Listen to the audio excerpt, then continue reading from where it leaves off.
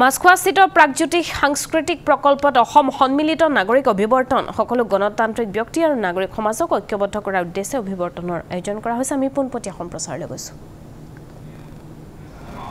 इस मंच से कि वो कल को जाके होगा नहीं वो आज हो रहा है आज ही तारीख को होएस आज ही तारीख को वोटर लिस्ट और रिवीजन होएस মই আপোনাক ক'বলৈ বিচাৰো আজি তাৰিখত যদি আপোনালোকে চাই বহুতৰ নাম আজি তাৰিখত ৰিভাইজ ভোটাৰ লিষ্টত নাপাব আমি পঞ্চায়ত নিৰ্বাচনত দেখা পালো যে যিসকলে লোকসভাত ভোট দিলে তেওঁলোকে পঞ্চায়তত ভোট দিব নোৱাৰে हमने पंचायत निर्वाचन अभी कुछ महीने पहले देखा 7-8 महीने पहले जिन्होंने लोकसभा में वोट दिए बहुत से जगह पे वो पंचायत में वोट नहीं दे पाए उनका बूथ शिफ्ट हो गया उनका नाम उड़ गया तो उनका जो ये शैतानी है वो अभी से शुरू हो गया और हे कारणे আজি এই নাগৰিক মঞ্চ পাইছো হে कारणे কৈছো যে আজি তাৰিখত আমি ৰাজনৈতিকভাৱে মিত্ৰতা হ'ব লাগে আমি এই কথা পাতিব লাগে কিন্তু ৰাইজে যে ভোট দিব এই অধিকাৰ লাহে লাহে বিজেপি আৰএছএস কাঢ়ি লৈ গৈছে ভোটৰ দিয়া অধিকাৰৰ ওপৰত যে বিজেপি আৰএছএস আক্ৰমণ কৰিছে আজি তাৰিখত আটাইতকৈ প্ৰাসংগিক কথা হৈছে যে আমি অসমৰ মানুহৰ মাজত এটা বিশাল আমাৰ ভোটৰ সজাগতা সভা বা এটা অভিযান আমাক আৰম্ভ কৰিবলৈ আপোনালোকে য'তে আছে আপোনালোকে যিসকলৰ লগত কাম কৰে তেওঁলোকক বুজাওক যে কেনেদৰে ইলেকশ্যন কমিছনৰ ৱেবছাইট খুলিব লাগে কেনেদৰে ৱেবছাইট খুলোতে এপি কাৰ্ড লাগিব কেনেদৰে এপি কাৰ্ড লগত আপোনালোকে নিজৰ ভোটাৰ তালিকা নিজৰ নাম আছে নে নাই এইটো চেক কৰক আৰু কিবা কাৰণত যদি নাই কেনেদৰে এপ্লাই কৰিব লাগে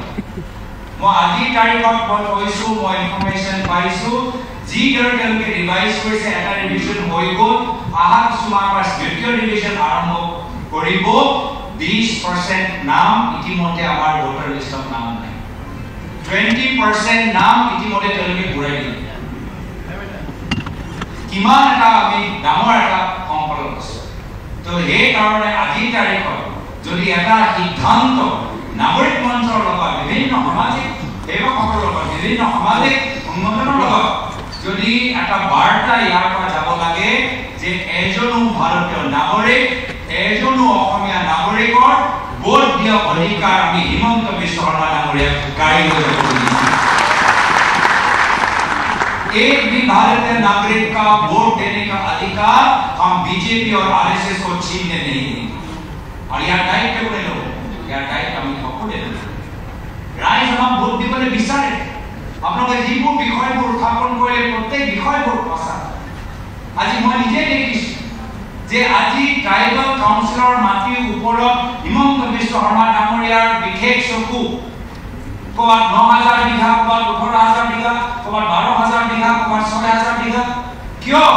কি এই ট্ৰাইবেল কাউন্সিলৰ ভিতৰত মানুহৰ ওচৰত এই ভূমিপট্টাটো নাই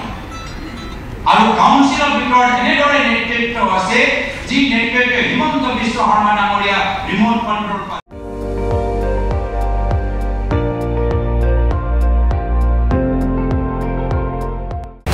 আপুনি চাই আছে ND24